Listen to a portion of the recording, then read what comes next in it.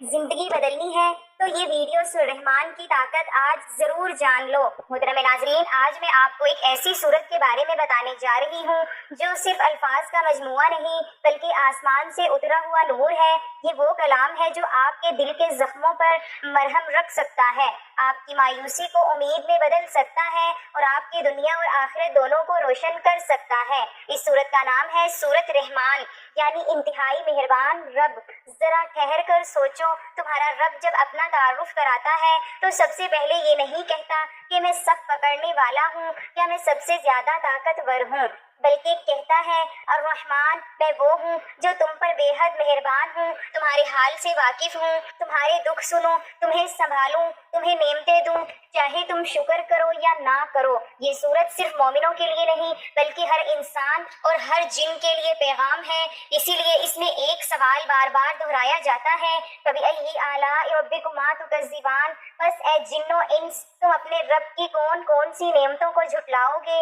یہ آیت 31 مرتبہ دہرا کر ہمیں جھنجھوڑا جاتا ہے، ہر بار جیسے رحمان کہہ رہا ہو، دیکھو میں نے تمہیں آسمان دیا، زمین دی، سمندر دیے، پھل پھول دیے، چاند سورج دیے، روشنی دی، بارش دی، محبت دی، پھر بھی تم میرا انکار کرو گے۔ حدیث میں آتا ہے کہ ایک دن نبی صلی اللہ علیہ وسلم نے صحابہ کرام رضی اللہ تعالی عنہ کو سورت رحمان سنائی۔ جب آپ صلی اللہ علیہ وسلم نے جنات کو یہ سورت سنائی تو وہ ہر آیت فَبِأَيِّ آلَاءِ رَبِّكُمَا تُكَذِّبَانِ پر فوراً جواب دیتے، لا بِشَيْءٍ مِّن نِعْمَتِ رَبِّنَا نَكْذِبُ فَلَكَ الْحَمْدُ لِلَّہ، اے ہمارے رب، ہم تیری کسی نعمت کو نہیں جھٹلاتے، تیرے لیے ہی سب تعریفیں ہیں۔ سوچو، جنات نے تو فوراً تسلیم کیا، لیکن ہم انسان کتنی بار یہ آیت سنتے ہیں اور پھر بھی ناشکری کرتے ہیں۔ قرآن و حدیث سے فضائل۔ نمبر 1، قرآن، فَبِأَيِّ آلَاءِ رَبِّكُمَا تُكَذِّبَانِ، ہر نعمت کے بعد یہ یاد دہانی کہ ناشکری نہ کرو۔ نمبر 2، حدیث، ہر چیز کی ایک دلہن ہے اور قرآن کی دلہن سورت رحمان ہے۔ نمبر 3، حدیث، جو شخص سورت رحمان پڑھے اللہ اس پر رحم فرمائے گا اور وہ اپنی نعمتوں کی قدر کرنے لگے گا۔ نمبر 4، قرآن، وَإِن تَعُدُّوا نِعْمَتَ اللَّهِ لَا تُحْصُوهَا، اگر تم اللہ کی نعمتوں کو گننا چاہو تو گن نہیں سکتے۔ سورت رحمان ہمیں رحمت الہی کے تصور پر غور کرنے کی ترغیب دیتی ہے۔ اللہ نے ہمیں مختلف تحائف دیے ہیں، یہ دنیا بھی ایک تحفہ ہے۔ درخت، کھانا، ہمارے ارد گرد کا ماحول، ہوا، پانی، صحت مند جسم اور دماغ، خاندان، دوست، سب کچھ ایک تحفہ ہے۔ ہم ان سب کو قدر کی نگاہ سے نہیں دیکھتے، لیکن اس آخر میں اس طرح کے ہر تحفے کی اہمیت ہوتی ہے۔ سورت رحمان ہمیں یاد رکھنے میں مدد کرتی ہے کہ اس طرح کے تمام خدائی احسانات ایسی چیز نہیں ہیں جن سے ہمیں غفلت برتنی چاہیے۔ یہ آیت دہرانے سے کہ یہ تمہارے رب کی نعمتیں ہیں جنہیں تم جھٹلاتے ہو، یہ صورت ہمیں بتاتی ہے کہ ہم اپنے رب کی کسی نعمت کا انکار نہ کریں۔ تم اپنے رب کی کون کون سی نعمت کو جھٹلاؤ گے؟ اس وقت کے مطابق کافر مسلسل اور مکروہ طور پر حق کا انکار کر رہے تھے اور مسلمانوں پر کھلے عام تشدد کر رہے تھے۔ تم اپنے رب کی کون کون سی نعمت کو جھٹلاؤ گے؟ در حقیقت جھٹلانے والوں کے لیے ایک مستقل نصیحت تھی، جو غرور اور ناشکری میں اندھے تھے اور مسلمانوں پر بغیر کسی اشتعال کے حملہ کرتے اور قتل کر دیتے تھے۔ سورت رحمان اللہ کی رحمتوں کی لامحدود فہرست کو خوبصورتی سے پیش کرتی ہے، یہ دل کو چھو لیتی ہے اور سچے ایمان والوں کی آنکھوں میں آنسو لاتی ہے۔ انسانوں میں حق کو نظر انداز کرنے کی کمزوری ہے۔ ہم جانتے ہیں کہ ہر چیز فانی ہے، اس کے باوجود ہم دنیاوی دولت اور آسائشوں کے حصول میں دیوانہ ہیں۔ ہمیں اس بات کا علم ہونا چاہیے، اس زندگی میں ہمارے پاس جو کچھ ہے وہ مستقل نہیں ہے۔ ہمارے خاندان اور دوست ہمیں چھوڑ سکتے ہیں، اچھی صحت میں کمی آ سکتی ہے، ہماری دولت ختم ہو سکتی ہے، پھر بھی ہم مغرور اور متکبر رہتے ہیں۔ سورت رحمان بار بار ہمیں اللہ کا شکر ادا کرنے کی یاد دلاتی ہے، کیونکہ ہمارے پاس جو کچھ بھی ہے وہ ہمارے لیے اللہ کا تحفہ ہے۔ ہمیں چاہیے کہ ہم دنیا کے لیے کام کریں اور نیک اعمال میں مشغول ہوں اور اللہ ہی کو راضی کرنے کی کوشش کریں۔ ہمیں معلوم ہونا چاہیے کہ مسلمان ہونے کی حیثیت سے سورہ رحمان کو دل سے سیکھنا امن و سکون کا باعث ثابت ہو سکتا ہے۔ اپنے آپ کو اللہ کے مختلف احسانات کی یاد دلا کر ہم تناؤ اور ذہنی دباؤ آزمائشوں کا مقابلہ کر سکتے ہیں اور اپنے ایمان کو بھی مضبوط کر سکتے ہیں۔ قرآن مجید کی یہ ایک ہی صورت ہے جس میں انسان کے ساتھ زمین کی دوسری با اختیار مخلوق جنوں کو بھی براہ راست خطاب کیا گیا ہے، اور دونوں کو اللہ تعالیٰ کی قدرت کے کمالات، اس کے بے حد و حساب احسانات، اس کے مقابلے کو اس کی عاجزی، بے بسی اور اس کے حضور ان کی جو ابد ہی کا احساس دلا کر ان کی نافرمانی کے انجام بد سے ڈرایا گیا ہے اور فرمانبرداری کے بہترین نتائج سے آگاہ کیا گیا ہے۔ اگرچہ قرآن پاک میں متعدد مقامات پر ایسی تصریحات موجود ہیں جن سے معلوم ہوتا ہے کہ انسانوں کی طرح جن بھی ایک ذی اختیار اور جواب دہ مخلوق ہے جنہیں کفر و ایمان اور اطاعت و عصیان کی آزادی بخشی گئی ہے، اور ان میں بھی انسانوں ہی کی طرح کافر، مومن اور مطیع و سرکش پائے جاتے ہیں، اور ان کے اندر بھی ایسے گروہ موجود ہیں جو انبیاء علیہ السلام اور کتب آسمانی پر ایمان لائے ہیں، لیکن یہ صورت اس امر کی قطعی صراحت کرتی ہے کہ رسول اللہ صلی اللہ علیہ وسلم اور قرآن مجید کی دعوت جن و انس دونوں کے لیے ہے، اور حضور صلی اللہ علیہ وسلم کی رسالت صرف انسانوں تک محدود نہیں ہے۔ سورت کے آغاز میں تو خطاب کا رخ انسانوں کی طرف ہی ہے، کیونکہ زمین کی خلافت انہی کو حاصل ہے، خدا کے رسول انہی میں سے آئے ہیں اور خدا کی کتابیں انہی زبانوں میں نازل کی گئی ہیں، لیکن آگے چل کر آیت 13 سے انسان اور جن دونوں کی یکساں مخاطب کیا گیا ہے اور ایک ہی دعوت دونوں کے سامنے پیش کی گئی ہے۔ سورت کے مضامین چھوٹے چھوٹے فکروں میں ایک خاص ترتیب سے ارشاد ہوئے ہیں۔ آیت 1 سے 4 تک یہ مضمون بیان فرمایا گیا ہے کہ اس قرآن کی تعلیم سے نوع انسانی کی ہدایت کا سامان کرے، کیونکہ انسان کو ایک ذی عقل و شعور مخلوق کی حیثیت سے اسی نے پیدا کیا ہے۔ آیت 5 سے 6 میں بتایا گیا ہے کہ کائنات کا سارا نظام اللہ تعالیٰ کی فرما نروائی میں چل رہا ہے اور زمین و آسمان کی ہر چیز اسی کی تابع فرمان ہے، یہاں کوئی دوسرا نہیں ہے، اس کی خدائی چل رہی ہو۔ آیت 7 سے 9 میں ایک دوسری اہم حقیقت یہ بیان کی گئی ہے کہ اللہ تعالیٰ نے کائنات کے اس پورے نظام کو ٹھیک توازن کے ساتھ عدل پر قائم کیا ہے، اور اس نظام کی فطرت یہ چاہتی ہے کہ اس میں رہنے والے اپنے حدود و اختیار میں بھی عدل ہی پہ قائم ہوں اور توازن نہ بگاڑیں۔ آیت 10 سے 25 تک اللہ تعالیٰ کی قدرت کے عجائب و کمالات بیان کرنے کے ساتھ ساتھ اس کی ان نعمتوں کی طرف اشارے کیے گئے ہیں جن سے انسان اور جن متمتع ہو رہے ہیں۔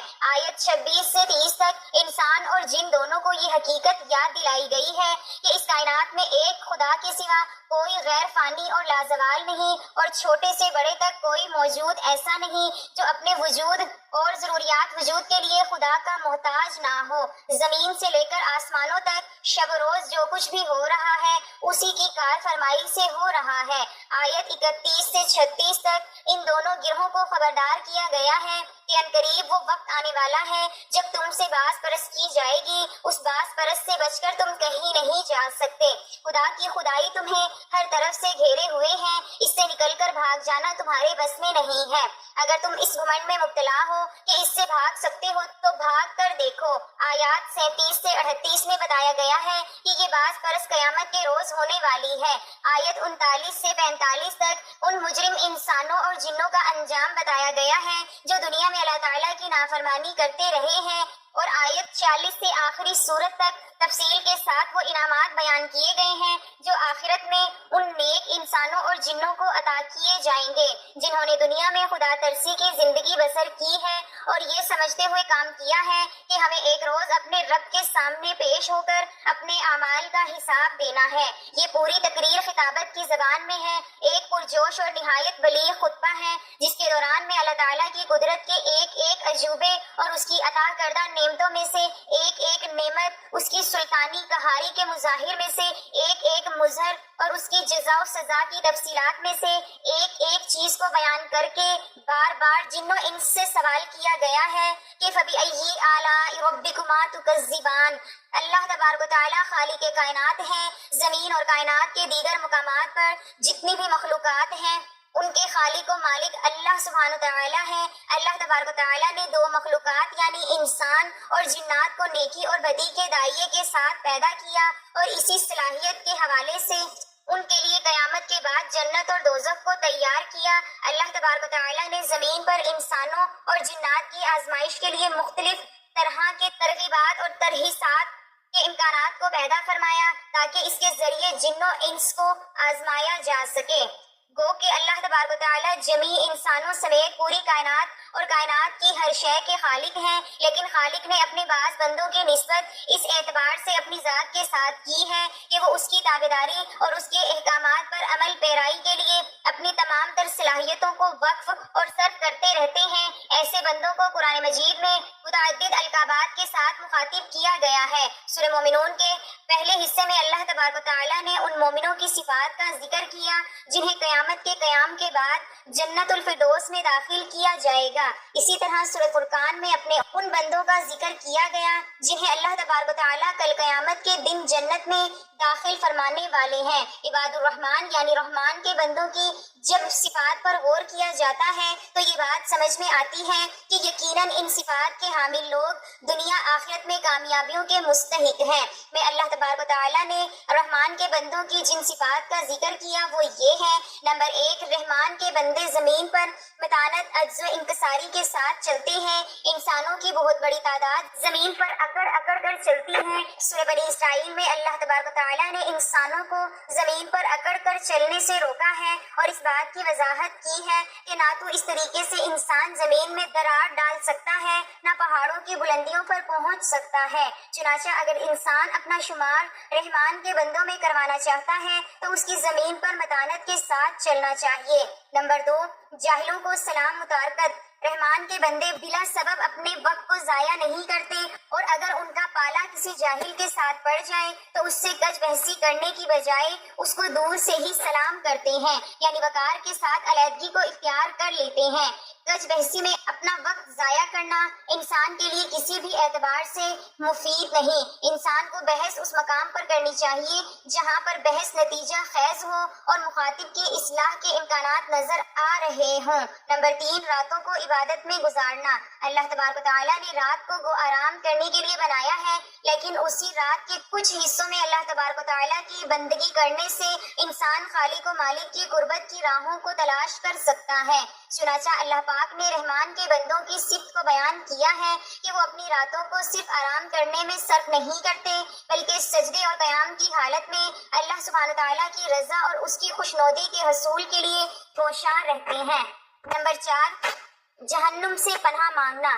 انسان کی سب سے بڑی کامیابی جنت کا حصول اور سب سے بڑی ناکامی جہنم میں چلے جانا ہے۔ چنانچہ رحمان کے بندوں میں یہ صفت پائی جاتی ہے کہ اللہ تبارک و تعالیٰ کی بارگاہ میں آ کر جہنم کے عذاب سے پناہ کو طلب کرتے ہیں۔ یقیناً جس وقت اللہ تعالیٰ سے دعا مانگی جاتی ہے تو وہ اپنے بندوں کی دعاؤں کو قبول و منظور فرما کر انہیں آگ کے عذاب سے محفوظ فرما دیتے ہیں۔ نمبر 5، اعتدال کے ساتھ خرچ کرنا۔ اللہ تبارک و تعالیٰ نے رحمان کے بندوں کی اس صفت کو بھی بیان کیا ہے کہ نہ تو وہ فضول خرچی والے راستے کو اختیار کرتے ہیں اور نہ ہی بخیلی کا مظاہرہ کرتے ہیں، بلکہ ان دونوں رویوں سے مختلف راستے اختیار کرتے ہیں۔ جہاں ضرورت ہو وہاں مال خرچ کرتے ہیں۔ ان کا مقصد نمود و نمائش کو اختیار کرنا یا اپنے مال کو روک کے رکھنا نہیں ہوتا، بلکہ وہ اپنی ضروریات کو پورا کرنے کے ساتھ ساتھ غربا، مساکین اور یتیم لوگوں پر بھی اپنے مال کو صرف کرتے ہیں۔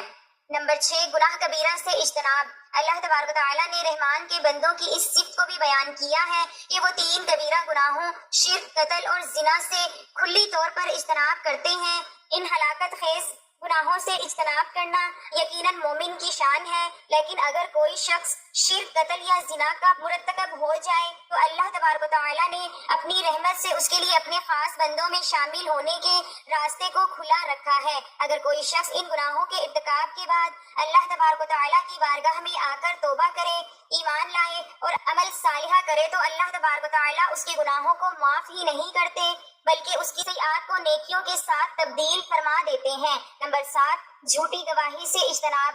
رحمان کے بندوں میں یہ صفت بھی پائی جاتی ہے کہ وہ جھوٹی گواہی نہیں دیتے۔ جھوٹی گواہی کے نتیجے میں کسی نہ کسی انسان کی حق تلفی یا کسی کے ساتھ زیادتی کا ارتکاب ہوتا ہے۔ رحمان بندے اس بات کو سمجھتے ہیں کہ کل قیامت کے دن انہیں اپنے اعمال کے بارے میں اللہ تبارک و تعالیٰ کی بارگاہ میں جو ابدا ہونا پڑے گا، چنانچہ وہ ہر صورت جھوٹی گواہی سے اجتناب کرتے ہیں۔ نمبر 8، لغویات سے اعراض رحمان کے بندوں میں یہ صفت بھی پائی جاتی ہے کہ اگر وہ کسی لہو کام والی جگہ سے گزریں تو مدانت اور باوقار انداز میں گزر جاتے ہیں۔ وہ حالات کے تناظر میں امر بالمعروف اور نہی عن المنکر کا فریضہ بھی انجام دیتے ہیں، لیکن اگر امر بالمعروف نہی عن المنکر کے نتیجے میں فتنہ انگیزی کا خدشہ ہو تو بڑے پروکار انداز میں اس جگہ کے بغیر آگے گزر جاتے ہیں۔ نمبر 2، اپنی بیوی اور بچوں کے لیے دعا۔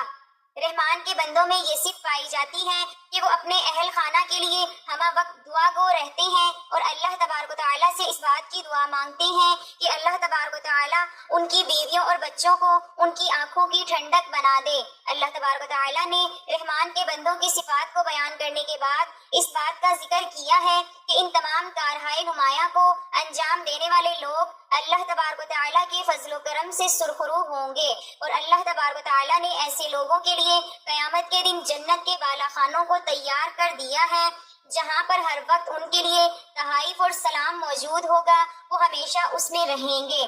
اللہ تبارک و تعالیٰ ان پر اپنی نعمتوں کی مسلسل برکھا برساتے رہیں گے۔ اس دنیا میں رہتے ہوئے انسان کو اللہ تبارک و تعالیٰ نے نیکی اور بدی کے راستے کو چننے کا اختیار دیا ہے، اور اسی اختیار کے حوالے سے انسان کو اپنے اعمال کے لیے اللہ تبارک و تعالیٰ کی بارگاہ سے اجر و ثواب یا عذاب کا مستحق ٹھہرنا پڑے گا۔ اب یہ انسان پر منحصر ہے کہ وہ نیکی کی شاہراہ اختیار کرتا ہے یا بدی کے راستے پہ چلتا ہے، وہ جنت کی شاہراہ کو تلاش کرتا ہے یا جہنم کی پرپیش وادیوں کی طرف سفر کرتا ہے۔ اللہ تبارک و تعالیٰ نے کلام حمید میں انسانوں کی ہدایت اور رہنمائی کے لیے اعلیٰ ترین پیغام اور نصیحتوں کو کھول کھول کے بیان کر دیا ہے۔ اللہ تبارک و تعالیٰ ہمیں اپنے خاص بندوں میں شامل فرمائے تاکہ ہم دنیا میں بھی سر بلند ہو سکیں اور آخرت کی حقیقی کامیابی بھی ہمارا مقدر بن جائے، آمین۔ محترم ناظرین، وقت کی نزاکت کو مد نظر رکھتے ہوئے چلتے ہیں آج کے وظیفے کی جانب۔ سورۃ رحمان کو آپ نے کس طریقے سے پڑھنا ہے یہ میں اب آپ کو تفصیل سے بتانے لگی ہوں، توجہ سے سنیے گا۔ سورۃ رحمان پڑھنے کے بہت سے فائدے ہیں۔ جو شخص سورۃ رحمان کو پڑھتا ہے اس کے رزق میں اضافہ، غربت سے حفاظت، بیماریوں سے شفا اور روحانی سکون ملتا ہے۔ سورۃ رحمان کی تلاوت کرنے سے پہلے آپ نے حضور پاک صلی اللہ علیہ وسلم کی ذات اقدس پر درود پاک کا نذرانہ پیش کرنا ہے۔ درود پاک آپ کوئی سا بھی پڑھ سکتے ہیں، ایک بار ثواب کی نیت سے میرے ساتھ بھی درود پاک پڑھ لیں۔ اللهم صل على محمد وعلى آل محمد كما صليت على إبراهيم وعلى آل إبراهيم إنك حميد مجيد اللهم بارك على محمد وعلى آل محمد كما باركت على إبراهيم وعلى آل إبراهيم إنك حميد مجيد۔ درود پاک پڑھنے کے بعد آپ نے سورۃ رحمان کی تلاوت کرنی ہے۔ سورۃ رحمان آپ کسی بھی وقت پڑھ سکتے ہیں، اگر آپ کسی نماز کے بعد پڑھنا چاہیں تب بھی پڑھ لیں، اور اگر آپ دن کے کسی بھی وقت پڑھنا چاہیں، صبح، دوپہر، شام یا رات کو سونے سے پہلے آپ سورۃ رحمان کی تلاوت کر کے سوئیں تو انشاءاللہ اس سے آپ کو بہت سارے فوائد حاصل ہوں گے۔ ایک مرتبہ سورۃ رحمان کی تلاوت کرنے کے بعد آپ نے 33 مرتبہ سبحان اللہ والحمد للہ ولا الہ الا اللہ واللہ اکبر ولا حول ولا قوة الا باللہ العلی العظیم پڑھنا ہے، اور آخر میں آپ نے پھر درود پاک پڑھنا ہے جو شروع میں پڑھا تھا۔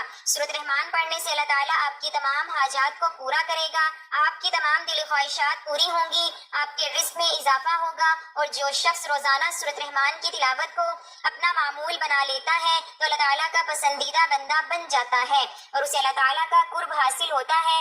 اس لیے آپ روزانہ سورۃ رحمان ایک مرتبہ لازمی پڑھنے کا معمول بنا لیں۔ اللہ تعالیٰ ہم سب کو قرآن پاک پڑھنے کی توفیق عطا فرمائے۔ میری اللہ تعالیٰ سے دعا ہے کہ اللہ تعالیٰ میرا سنانا اور آپ کا سننا اپنی پاک بارگاہ الہی میں قبول و منظور فرمائے، جو مانگا مقدر فرمائے، جو نہیں مانگ سکے بن مانگے عطا فرمائے۔ اللہ تعالیٰ نیکی کی بات کو سننے، سمجھنے اور اس پر عمل کرنے کی طاقت اور توفیق مرحمت فرمائے، آمین ثم آمین۔